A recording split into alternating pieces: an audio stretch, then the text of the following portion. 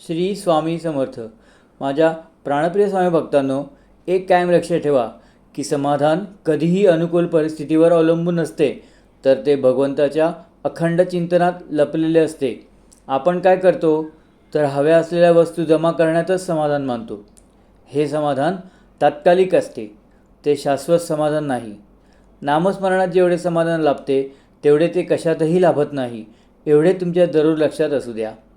त्यासाठी परमेश्वरात शरण जाणे आवश्यक आहे. केवळ त्याची पूजा करून चालत नाही, तर त्याच्या नामातच अष्टप्रहर राहावे लागते. तेव्हा काय होते तर आहे त्या परिस्थितीत तुम्ही समाधानी राहू लागता. आपले सर्व संदर्भ हे परमेश्वराशी निगडीत आहेत. हे एकदा का कळाले की समाधान कधी भंग पावत नाही किंवा समाधानाचा क्षय होत नाही, ते वाढतच जाते. श्री स्वामी समर्थ.